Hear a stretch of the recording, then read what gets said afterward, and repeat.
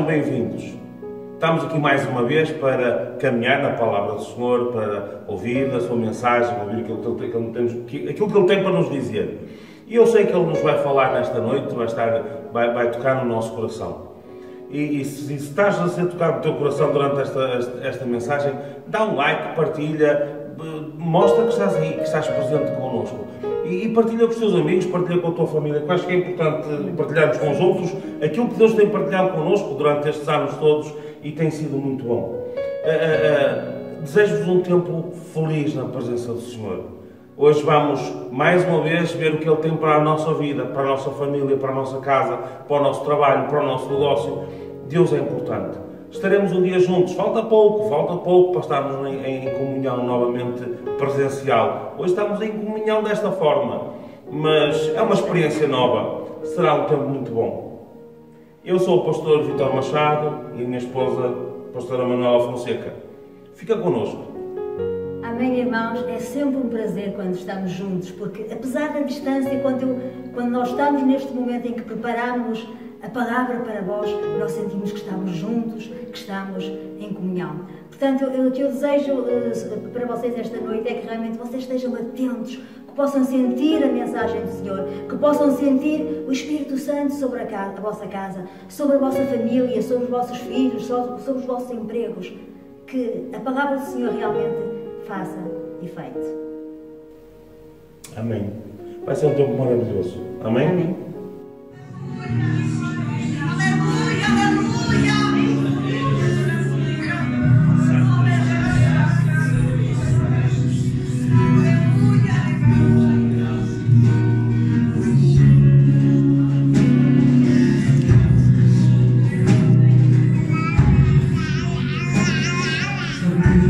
Vocês fechassem os olhos. Eu gostaria que vocês fechassem os olhos e eu gostaria que vocês pudessem escutar algo do que eu vou dizer. A nossa adoração, a verdadeira adoração, ela precisa sair de dentro do nosso coração. E a grande maior parte das pessoas, elas estão acostumadas a vir às igrejas e elas estão acostumadas somente a pedir algo ao Senhor. Elas querem somente receber algo da parte do Senhor. Eu tenho certeza que se eu perguntar a vocês quantos precisam de um milagre ou quantos precisam de uma bênção, todos vocês vão dizer que precisam de algo de Deus. E cada um precisa de algo de Deus, ou talvez várias coisas de Deus. O nosso Senhor, Ele só precisa de uma coisa de cada um de nós. Ele só espera que nós possamos entregar e dar a Ele uma coisa no nosso coração. Sabe, no livro de Joel, diz que nós temos que rasgar os nossos corações e não rasgar as nossas vestes. E as nossas vestes, às vezes, é o que nós levantamos a mão, o que saltamos, o que corremos. Talvez isso são as nossas vestes. Talvez as nossas vestes são exatamente essas. Se eu perguntar a vocês qual a primeira canção que vocês cantaram hoje, talvez muitos não se lembrem, porque estavam rasgando as vestes. Mas diz que nós temos que rasgar o nosso coração. E Davi diz assim: cria em mim, Senhor, um coração que é puro. A nossa verdadeira adoração, eu tenho aprendido ao longo do tempo que ela precisa doer, porque nós temos que renunciar às nossas vontades. E a palavra adoração, como nós escrevemos na língua portuguesa, a mim é a forma mais interessante de termos a palavra adoração, porque se cortarmos ela ao meio e dividirmos em duas partes, nós vamos ter a dor em ação. E a nossa verdadeira adoração, ela precisa doer em nós. E o apóstolo Paulo, ele nos ensina dizendo que nós mortificamos a nossa carne para que o Espírito ele vivifique em nós. Então a tua adoração nessa noite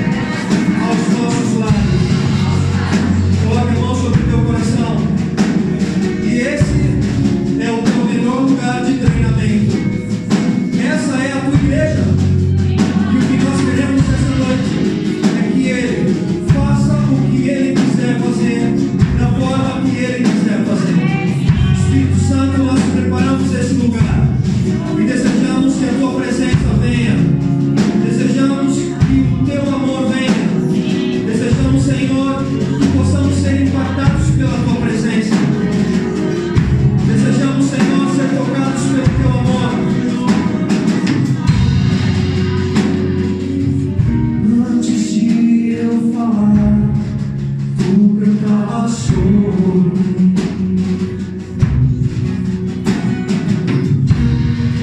Tudo tem sido tão bom pra mim. Antes de eu respirar, sopraste sua vida em mim.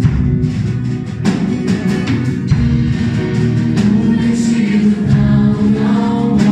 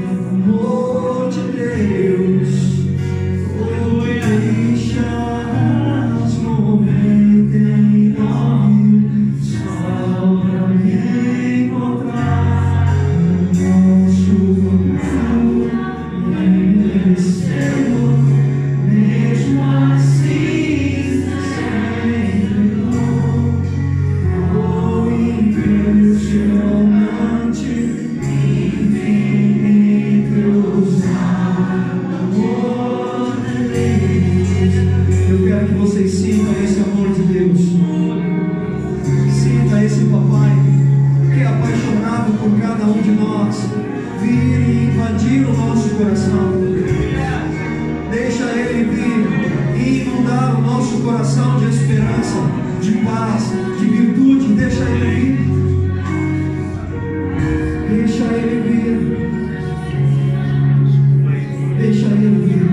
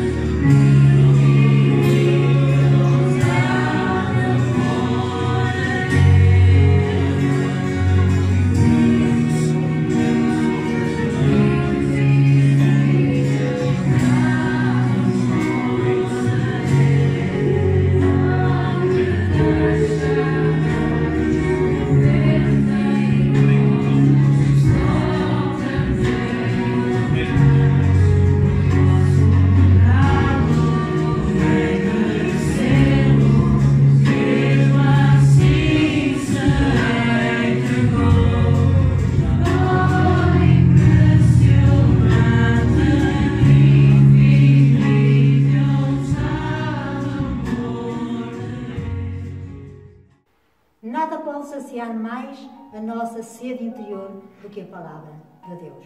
Às vezes temos falta de tranquilidade, temos cansaço interior, achamos que estamos a precisar de uma pausa, de um espaço, e achamos que somos nós que vamos conseguir isso, que é algo que vem de nós.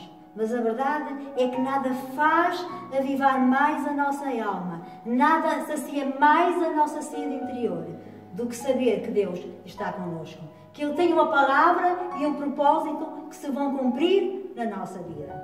E é por isso que nós estamos aqui hoje. Nós hoje estamos aqui porque sabemos que o Senhor tem uma palavra para nós. O Senhor tem uma palavra para ti hoje.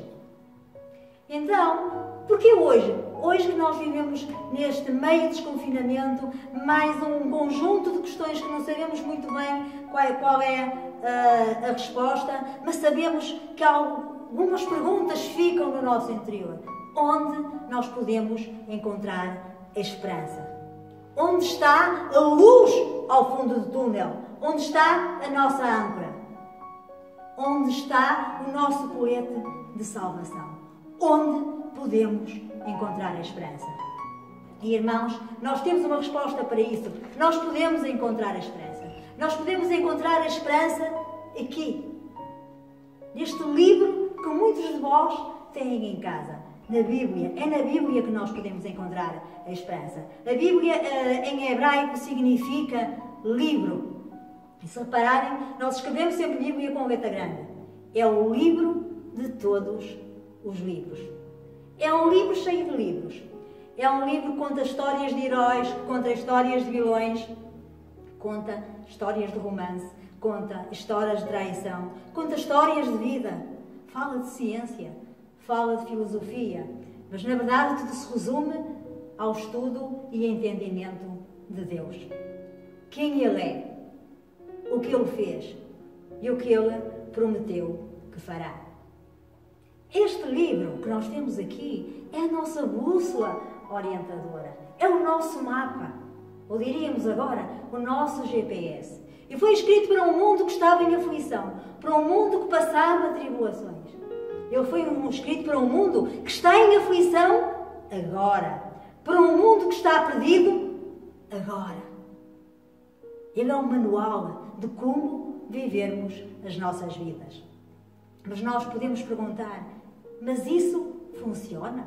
Como é que nós podemos ter a certeza que ele vai ser como um GPS da nossa vida? Que ele pode ser o nosso mapa? Ele já funcionou em situações, se calhar, muito piores que a situação atual. Mas vamos deixar que o livro fale por si.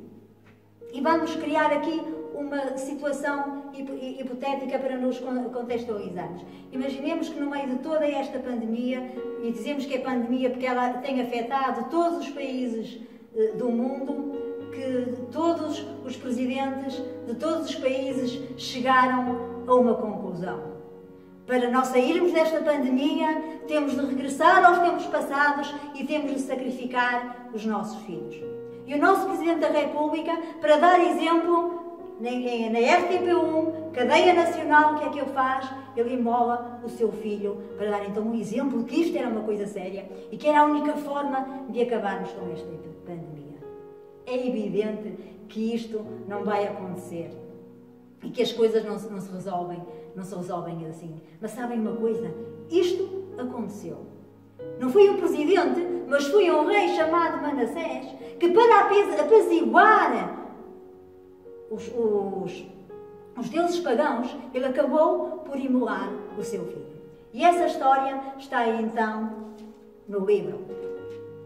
E então a nossa história começa em 2 Reis, capítulo 21. Se forem tão amáveis que possam então abrir as vossas Bíblias ou então os vossos aplicativos de telemóvel. E quando começamos aqui a folhear o nosso livro, em 2 Reis, nós vemos então que Manassés tinha 12 anos de idade quando foi convocado a ser rei.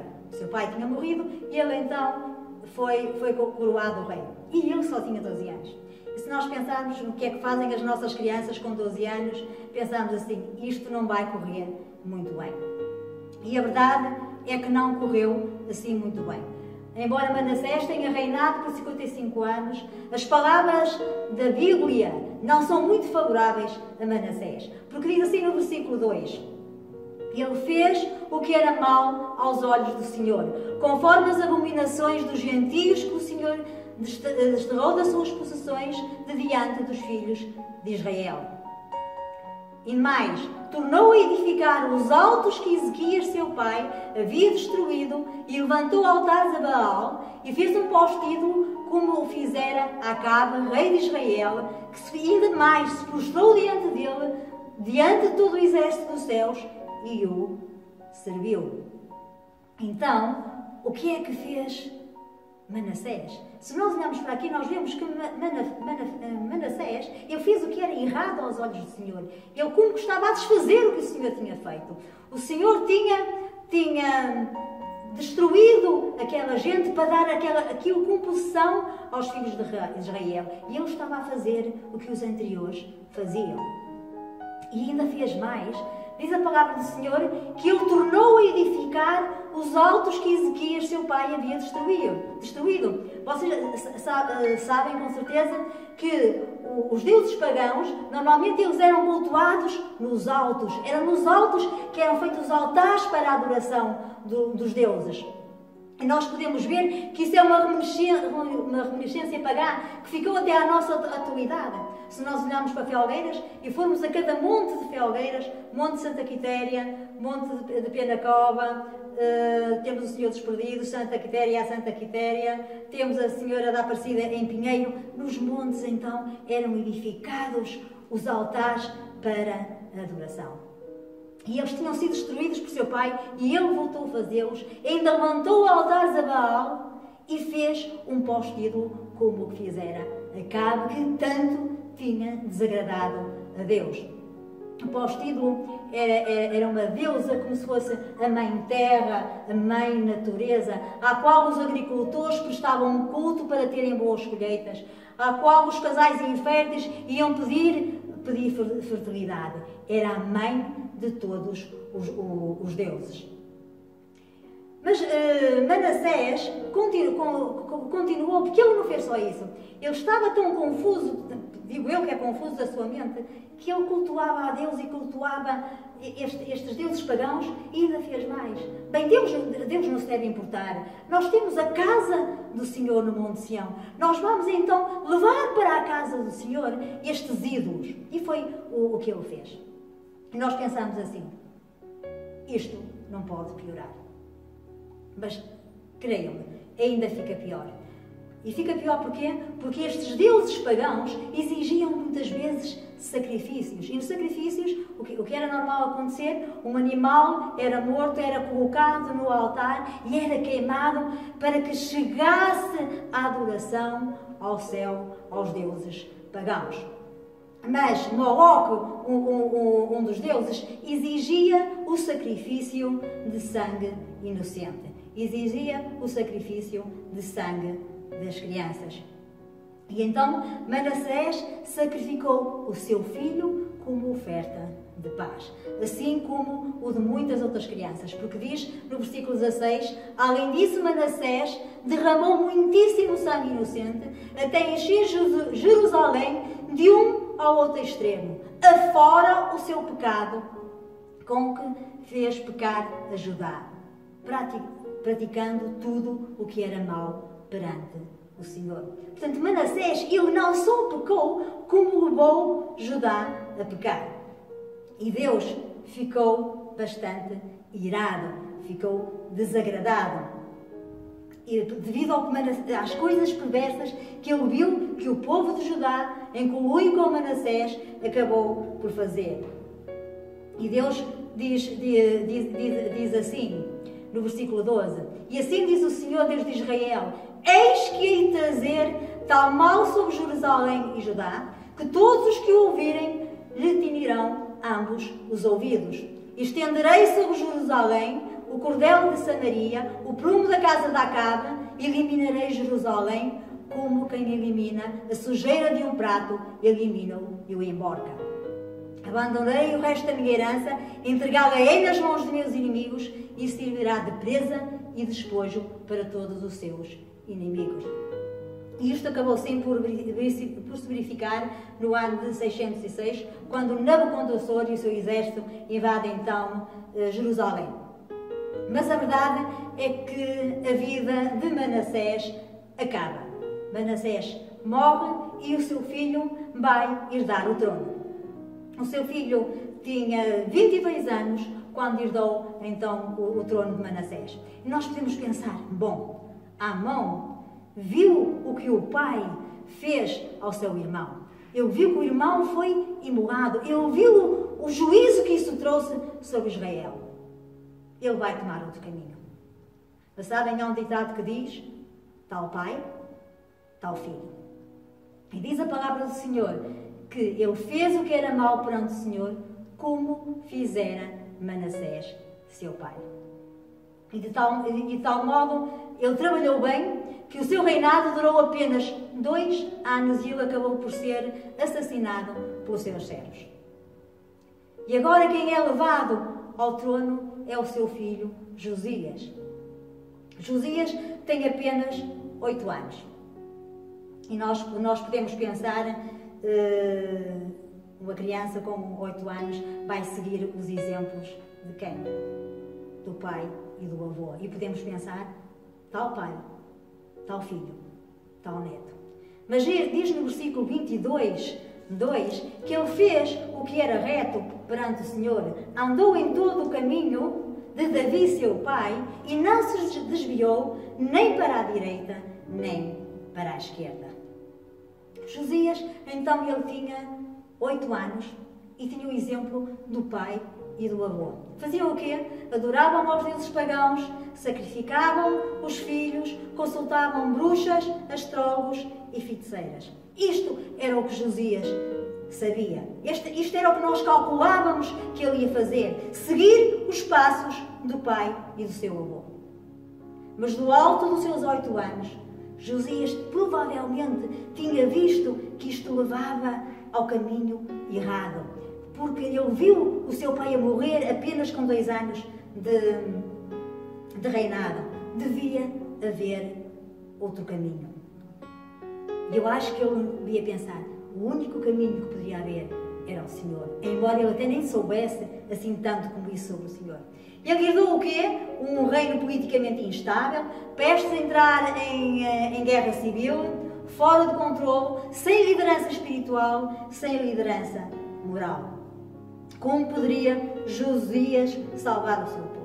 Aos nossos olhos parece-nos tarefa impossível para uma criança de 8 anos. Mas a verdade é que a palavra do Senhor diz que aquele povo sobreviveu, não só sobreviveu, mas prosperou e ainda mais houve um avivamento que varreu toda aquela terra. E nós podemos nos perguntar, como Josias conseguiu fazer isto? Como é que Josias conseguiu fazer isto? E a palavra do Senhor mostra-nos que quando ele tinha 26 anos, no 18º ano do seu reinado, ele resolveu que estava na altura de consertar o templo, de compor o que estava estragado, portanto restaurar algumas partes, limpá-lo, tirar os restos pagãos que o avô e o pai tinham levado para a casa do Senhor, e ele não se poupou as despesas para tal. Podem ver isso nos versículos de 22 a 26. Mas este desejo de Josias, limpar a casa do Senhor, teve uma bênção inesperada. Os trabalhadores estavam a remover todos os ídolos do templo e encontraram um grande número de pergaminhos sobre feitiçaria, astrologia, adivinhação, mas no meio de toda aquela imundícia, eles encontraram um pergaminho especial. Eles encontraram a única cópia da lei, o Pentateuco, os 5 primeiros livros da Bíblia. E quando o sumo sacerdote, quando entregaram ao sumo sacerdote aquele pergaminho que era diferente dos outros, e quando ele começa a ler e se apercebe do que tem nas mãos, ele, para além de exultar de contente, teve de levá-lo ao rei. Mas vamos parar aqui um bocadinho. O livro foi encontrado. Se ele foi encontrado, tinha de ter sido perdido. Então o que aconteceu? Perdido como? Perdido no meio da confusão dos pergaminhos pagãos. Provavelmente já nem sequer tinham bem noção da sua existência.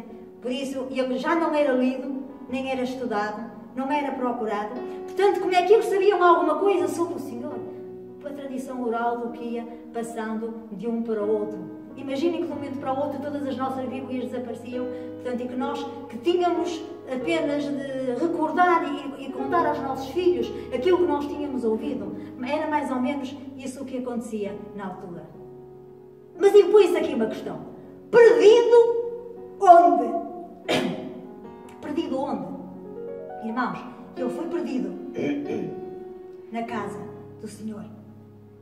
Na casa onde esteve o tempo todo.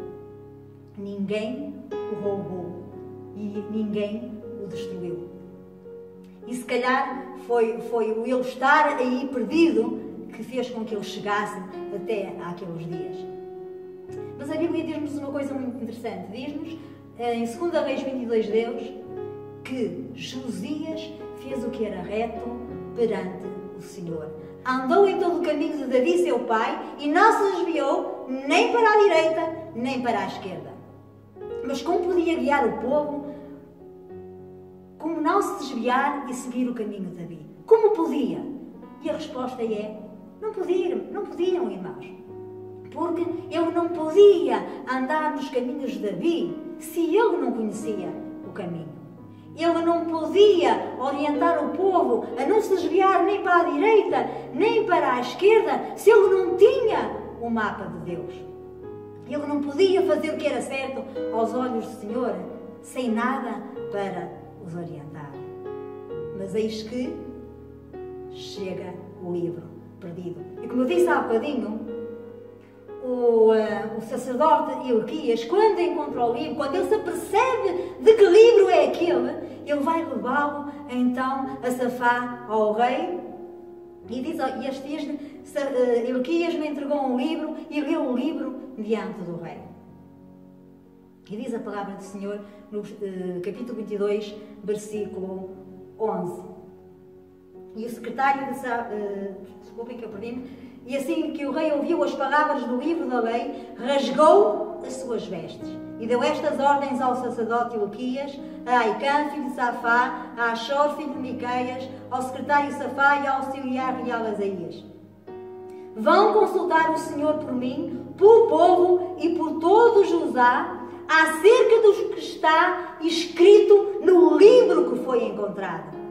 A ira do Senhor deve ser grande, pois os nossos antepassados não obedeceram à palavra deste livro, nem agiram de acordo com tudo o que está escrito a nosso respeito. Isto foi o que sentiu o coração de Josias quando finalmente conhece a palavra do Senhor. Quando finalmente ele ouve a palavra do Senhor. E então o sacerdote e Josafá foram falar então com a profetisa. E ela responde assim: assim diz o Senhor, o Deus de Israel, digam ao homem que os enviou a mim, que assim diz o Senhor: trarei desgraça sobre este lugar e sobre os seus habitantes, tudo o que está escrito no livro que o rei de Judá leu. Porque me abandonaram e queimaram incenso a outros deuses, provocando a minha ira por meio de todos os ídolos que as mãos deles têm feito. A chama da minha ira arderá contra este lugar e não será apagada. Mas diz mais: assim diz o Senhor, o Deus de Israel, acerca das palavras que ouvi. Já que o seu coração se abriu e você se humilhou diante do Senhor ao ouvir o que falei contra este lugar e contra os seus habitantes, que seriam arrasados e amaldiçoados, e porque rasgou as vestes e chorou na minha presença, eu o ouvi, declara o Senhor. Portanto, eu reunirei aos seus antepassados e será sepultado em paz, e os seus olhos não verão toda a desgraça que eu trarei sobre este lugar. E esta foi a resposta que Deus mandou para Josias. O que é que Josias fez? Descansou, porque ele já tinha a salvação, porque Deus já estava a dizer que iria perdoar. Não! Ele pensou: o que é que nós podemos fazer para que não nos sobreveia aquele grande mal que Deus tinha dito que havia sobre aquela terra? Mas havia agora uma coisa diferente. Agora eles sabiam, agora eles tinham ouvido ler, eles sabiam quantos estavam perdidos. E Josias pensa: o que é que nós podemos fazer? O que é que eu e todo o povo, todos os sacerdotes podemos fazer? E eles podiam fazer alguma coisa. Tu podes sempre fazer alguma coisa. Eles podiam arrepender-se e pedir a Deus misericórdia. Podiam pedir a Deus que mudasse os seus caminhos. E vamos ver então o que diz nos versículos 23:1. Então deu ordem ao rei, e todos os anciões de Judá e de Jerusalém se juntaram a ele. O rei subiu à casa do Senhor, e com ele todos os homens de Judá, todos os moradores de Jerusalém, os sacerdotes, os profetas, todo o povo, desde o menor até o maior, e leu diante deles todas as palavras do livro da aliança que fora encontrado na casa do Senhor. O rei se pôs em pé, junto à coluna, e fez a aliança ante o Senhor, para o seguirem, guardarem os seus mandamentos, os seus testemunhos e os seus estatutos, de todo o coração e de toda a alma, cumprindo as palavras desta aliança que estavam escritas naquele livro, e todo o povo anuiu a esta aliança. Agora sim, agora Josias podia andar por todo o caminho que Davi andou. Agora eles sabiam para onde ir, sem virar para a direita e sem virar para a esquerda. E veio um grande avivamento sobre aquela terra. Sabem porquê? Porque Josias ordenou uma limpeza completa. Eu não vou ler os versículos todos, mas ele expulsou os sacerdotes pagãos, expulsou as bruxas, os feiticeiros, todos os ídolos, todos os postigos, tudo foi queimado. E houve um grande avivamento sobre aquela terra. Mas agora vamos regressar aos dias atuais. E se de repente não assim muito rápido, mas muito lentamente, desaparecessem as Bíblias que temos em nossa casa. Quantas é que nós Bíblias temos? Em casa temos 6, 8, 10, acho que já lhe perdi a conta. Muitos de nós têm também aplicativos no telemóvel. Quem não tem tempo para ler pode ter a Bíblia com audição e basta carregar no botão. Mas, irmãos, qual é o proveito de ter estas Bíblias todas disponíveis se não as lemos? Temos uma geração, e não estou a exagerar, toda uma geração que nunca segurou uma Bíblia, muito menos a folheou para ler. Nos dias de Josias, eles não pararam de ler a lei. Lembram-se disso? Eles não pararam de ler a lei. E eles nem sequer a procuraram, porque eles nem sabiam que ela estava perdida. Onde estavam os sacerdotes nos dias de Manassés e Amon? Onde estavam os seus protestos quando encheram a casa do Senhor com os ídolos? A lei estava atirada para um canto, estava esquecida, perdida, substituída pelos adivinhos, pelas feiticeiras, e ela estava perdida na sua própria casa. E nós sabemos que isso trouxe consequências bem trágicas para aquele povo. Mas hoje, onde está a Bíblia? Perdida no caminho dos ídolos? Perdida nos afazeres do dia a dia? Perdida porque ninguém a procura? Perdida porque ninguém sabe o que ela diz? Perdida porque não tem impacto nas nossas vidas? Perdida na prateleira a ganhar pó. Como pode ter efeito? Sim, é verdade. A Bíblia perdeu-se nos caminhos de consumismo. Perdeu-se na facilidade, no conforto da nossa vida. Perdeu-se no culto da escolha. Perdeu-se na procura da sensualidade e do sexo. Perdeu-se na demanda absoluta por individualismo, o eu sou, por autonomia. E pode até perder-se por causa da nossa indiferença. Dos outros livros religiosos que lemos em seu lugar, por causa da nossa familiaridade com as Escrituras, o acharmos que sabemos o que elas dizem, esquecendo que a palavra do Senhor se renova a cada dia, esquecendo que cada vez que lemos um versículo, Deus fala-nos de maneira diferente. Podem ser substituídas pela pregação do pastor, mas como nós sabemos se a pregação do pastor está certa, se nós não conhecemos a palavra do Senhor? Irmãos, nós queremos mudar o mundo. Verdadeiramente nós queremos mudar o mundo. Verdadeiramente nós queremos mudar Portugal. Nós queremos mudar Felgueiras. Vou-lhes dizer uma coisa. Não é preciso pegar em cartazes. Não é preciso pegar em bandeiras. Não é preciso quebrar janelas nem queimar carros. Não é preciso gritar. Não precisamos de manifestações. A única coisa que nós precisamos é da palavra do Senhor. E pensem uma coisa, ler a palavra do Senhor é apenas uma parte do caminho. Porque nós precisamos viver a Bíblia, ser Bíblia. Ao ler, aprendemos sobre Deus. Aprendemos sobre os seus desejos, os seus planos para nós. Aprendemos sobre o que Jesus fez, o que Ele é e o que Ele fez por nós. Aprendemos a ser como Jesus.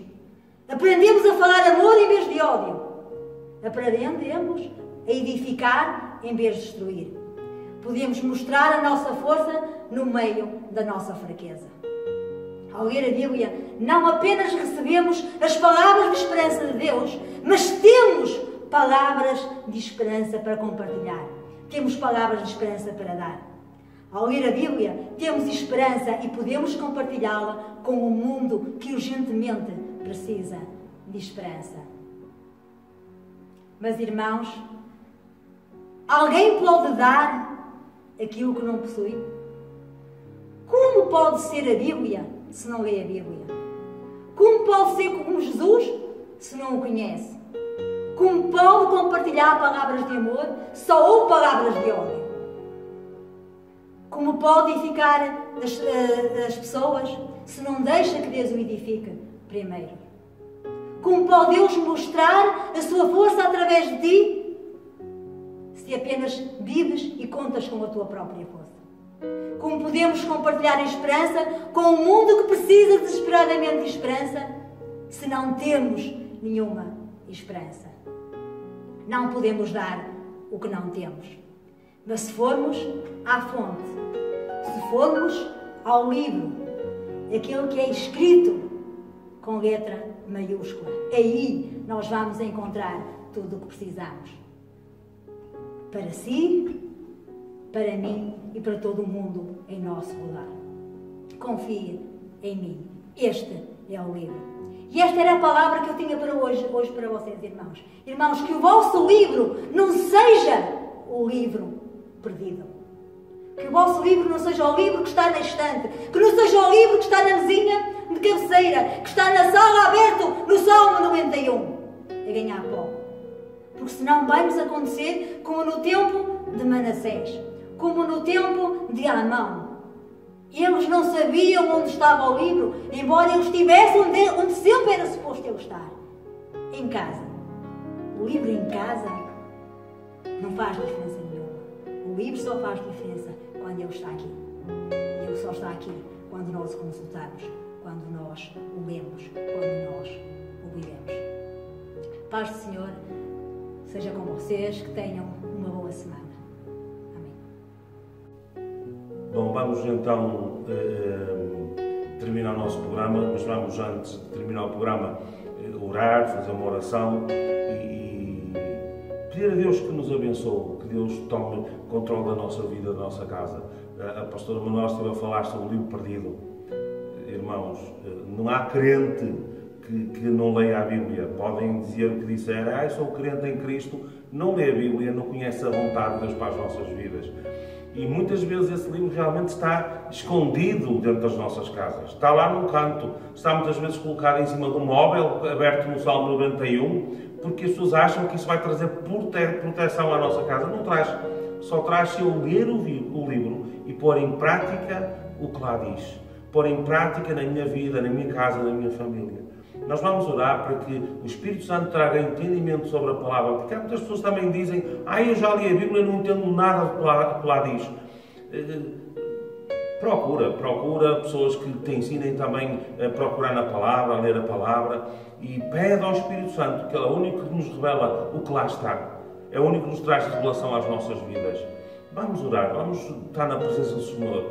Pai, nós estamos na Tua presença, Senhor, e nós Te agradecemos pela Tua palavra, nós Te agradecemos pelas nossas vidas, nós Te agradecemos pelo corpo do Senhor, nós Te agradecemos pela Tua casa, Senhor, nós Te agradecemos pela Tua igreja, nós Te agradecemos pela igreja que está espalhada em toda a parte do mundo, uma família universal, Senhor, no nome de Jesus. Te agradecemos por cada vida que esteve a assistir hoje ao programa, por cada irmão que esteve presente, por cada visitante que esteve connosco. E te peço nesta hora, Senhor, no nome de Jesus, que o Teu Santo Espírito possa visitar cada um, que o Teu Santo Espírito possa trazer ao coração de cada um a revelação da Tua palavra, Senhor, no nome de Jesus. Que a Tua palavra, ela seja realmente pão para as nossas vidas, alimento para as nossas vidas e para a vida de cada um que os lê, Senhor, no nome de Jesus. Pai, eu quero colocar em especial aquelas pessoas que assistiram pela primeira vez a este programa, que não tinham tido ainda contacto com a Tua palavra desta forma, Senhor, da forma como nós a expomos. Eu quero pedir sobre a sua vida, e se alguém assistiu e ainda não entregou a sua vida a Cristo, ainda não tomou essa postura, Senhor, que Tu possas tocar nos seus corações, que Tu possas abençoá-los, que eles possam buscar, Senhor, encontrar-Te, Senhor, no nome de Jesus.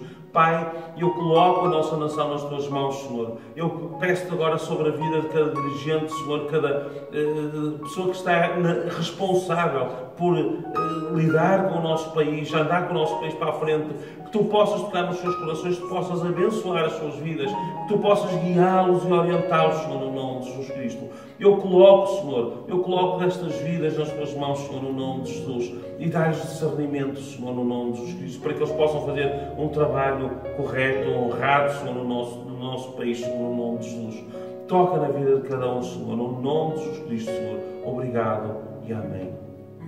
Amém. Agradeço mais uma vez pela Tua presença, por ter estado connosco, por nos teres acompanhado. E guarda as palavras dentro do teu coração. Não as guardes em cima de um móvel, não as guardes dentro de uma gaveta. Guarda-as no teu coração. Porque as palavras do nosso Deus, dentro do nosso coração, fazem milagres, fazem maravilhas. Transformou a minha vida, transformou a vida da minha esposa, transformou a minha casa e transforma também a tua vida e a tua casa e a tua família. As palavras de Deus são palavras de esperança no nome de Jesus. Amém. Que sejam abençoados e tenham uma boa semana na presença do nosso Deus. Amém. Que a graça e a paz de Jesus Cristo nos possa acompanhar hoje, sempre e eternamente. No nome de Jesus. Bom, espero que tenham gostado deste tempo, deste bocadinho de tempo, mas falta pouco para estarmos juntos no nosso tempo. O que está previsto é no dia 30 começarmos com os cultos, se entretanto não aparecerem orientações diferentes. E como já temos informado, e já temos informado algumas pessoas, em princípio vamos fazer na mesma o nosso culto sábado à noite, no domingo de manhã às 9 horas e às 3h30 de domingo à tarde, em princípio 3h30. Agradeço que venham mais cedo um bocadinho, porque temos que proceder à higiene, todas essas coisas. Vamos fazer estes cultos porque não vamos poder, em princípio, estar todos juntos. E não se esqueçam, têm que trazer máscara. Se não trouxerem máscara, nós vamos ter aqui à venda máscaras descartáveis. E também tenham noção de que quando o limite for atingido, nós fechamos as portas e não pode entrar mais ninguém. Nós vamos ter que ter paciência, todos nós, vamos dar as mãos, vamos estar juntos. Dar as mãos não. Forma de falar. Mas estar juntos, lutar por esta causa e cumprir as regras. Vamos colocar para já uns ao sábado, outros ao domingo e talvez na semana seguinte poder trocar para que não sejam sempre os mesmos o sábado, nem sempre os mesmos ao domingo. A minha esposa está ali atrás da câmara a fazer sinais e eu não percebi o que ela estava a dizer. Se for possível inscrição. Podes falar?